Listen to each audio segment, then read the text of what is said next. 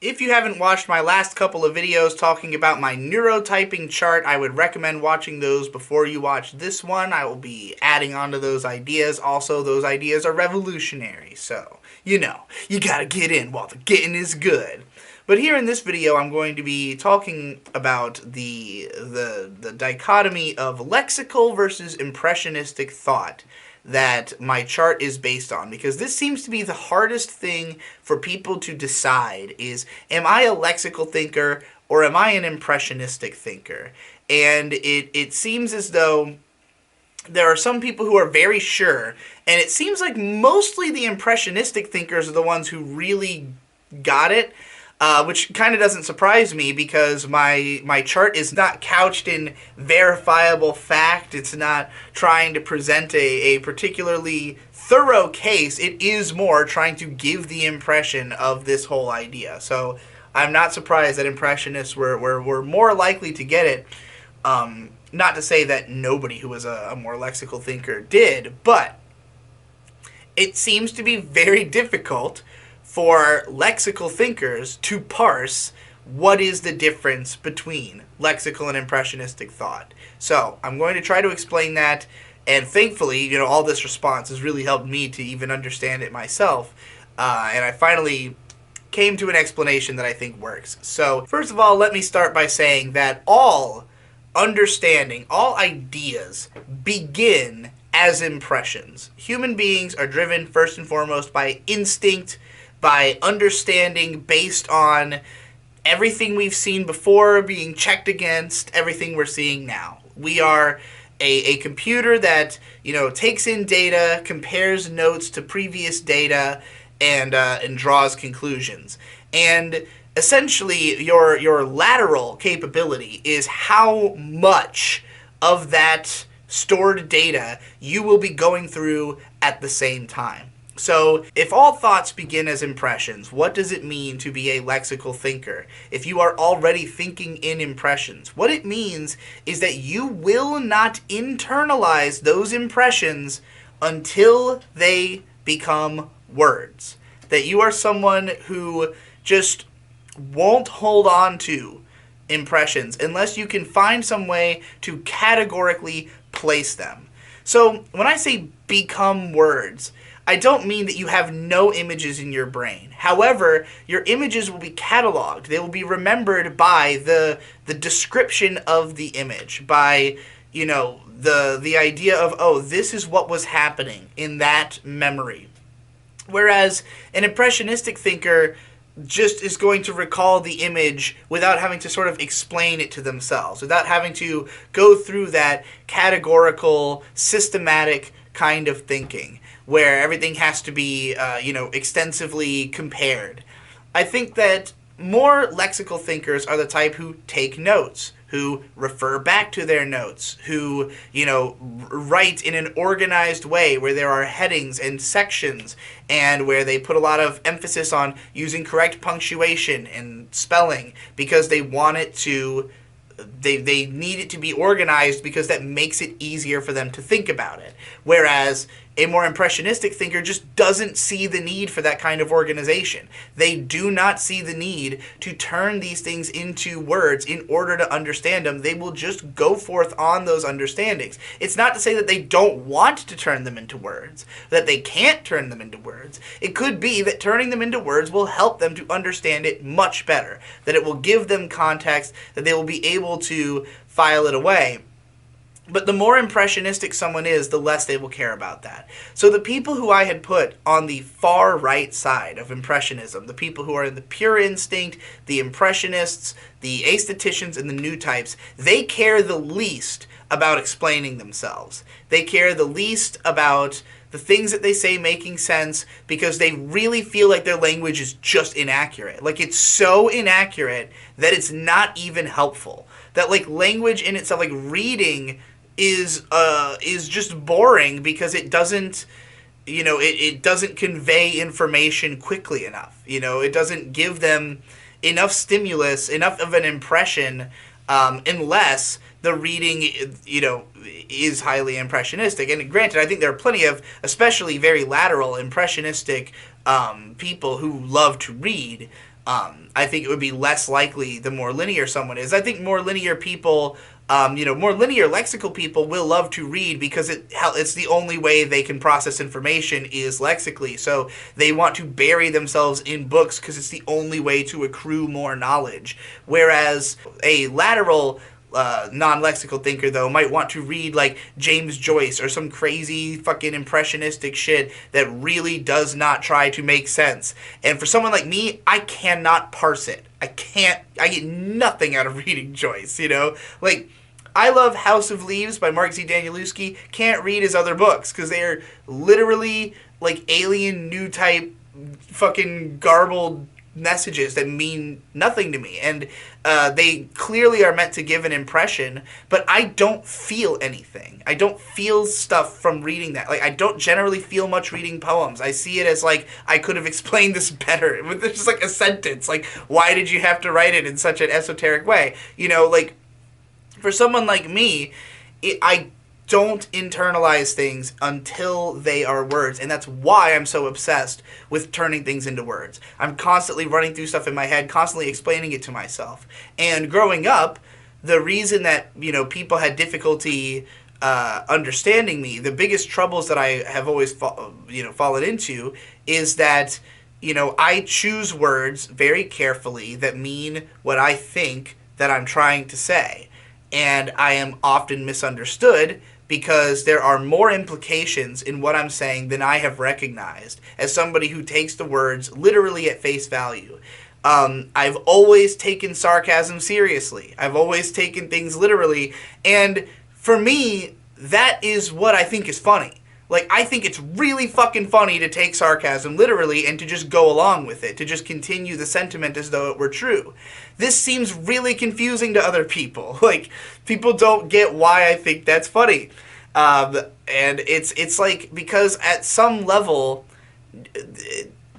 I don't see the point in being sarcastic because everything is not true in the first place. Like, words are always an approximation to begin with. So, to me, it's like, why even say something if you're not going to literally say exactly what you fucking mean?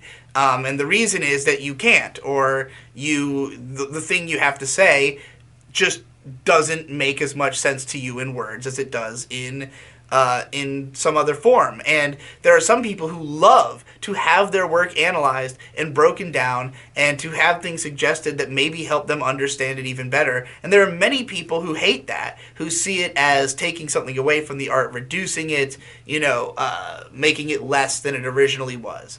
And so, because of the fact that I more fall into that camp, like, my art is mostly misunderstood by more lexical people than myself, and I find it to be painful to reduce my own work to words that don't mean as much. Like, for instance, with my music, even though a lot of it is lyrics, and a lot of those lyrics are fairly direct, they're not like super esoteric or anything. They are pretty lateral in that they make lots of references, and there's lots of extra shit layered in there, but they're not necessarily very poetic, if you know what I mean. So, like, for me, having to break them down even further is just like, goddamn, like, just think about it for a minute, like, what do you think it means? But again, for hyperlexical thinkers, they literally just won't get anything out of it until it's been laid out. They need it to be explained, or they need to have enough resources at their disposal and enough lateral thinking skills to figure it out. Not to say that linear thinkers can't figure it out, but it will take longer and it will be more of a waste of their time when they could just be taking in highly lexical information. And so I think that, there's a lot of people. It's kind of funny. I've learned a lot about my own career from doing this project, because in my mind, I was always aiming my videos at hyperlexical thinkers, because those are the people who mostly wrote blogs, write anime blogs, which is not surprising because more lexical thinkers are more likely to want to use words to contextualize their feelings. But because of the fact that people were so obsessed with rule sets, so obsessed with, classifying things and deciding what is good and what is bad. And I hated that style of writing. And I admired impressionistic writers like Ghostlightning, who I'd put into the fascinators category. Stuff like that, which I called analysis. I was the one who said, like, oh, this stuff that's not trying to make value judgments, this is analytical content. It's trying to understand something on its own terms rather than trying to apply rules to it. So that is analysis in my mind, and that is what I do. I have a more impressionistic mind. I do understand lots of things without having to fully explain them, mostly in the realm of music. Like, my conception of music, while it is a very lexical conception of music, as it is largely comprised of lexemes from lots of different music. I would compare myself to someone like Denzel Curry in this regard, who really kind of builds his songs out of the influences that he's trying to reference in the song to some extent, except for when he's freestyling, and that's flow state stuff. Still going to make a flow state video, but for someone like me, it is easy to reach into the impressions, pull them into words. I am well trained at doing it. I've spent my whole life practicing it. I need words. If I don't have words, I don't understand. If I don't explain myself, you won't understand. But like hyperlexical thinkers who are more so than myself will still struggle unless I am able to break it down to a level that I just am not interested in. Because I really don't necessarily view my videos as trying to help those people. I think that society is built to serve more lexical thinkers. Like, not that they will have the easiest time in social situations, and hopefully if they do understand my chart, it will help them to understand that, like, that other people thinking differently is why it's so hard for them to communicate with people. But those people, nonetheless, society is built around language. It's built around ideas codified into rules. So people who are good at following the rules and good at understanding and internalizing the rules, should, theoretically at least, be able to fit into society better. Whereas people who have these more impressionistic minds that they really struggle to understand, where, like, people think they're crazy when they try to explain themselves because they can't figure out how to put it into words correctly. And, like, again, these people may obsess over learning how to do that. But it is very likely that they will, that either it will be very difficult for them every single time because they always are of the mind that, like, they already get it. It's a struggle to find words to apply to this every time. Or they will find a way to use words that fits the way that they think. So, instead of being super direct all the time, instead of always just explaining yourself very literally and straightforwardly, you speak more in metaphor, you speak more in reference, you speak more in, some impressionistic ways, or communicate through art, or, communicate through singing, through sound effects, through using your voice to do other things than just form complete words and sentences. In my alone time, I would say that I would come off as much more impressionistic than I do online, because I am able to let that side of myself out and just, fully embrace it.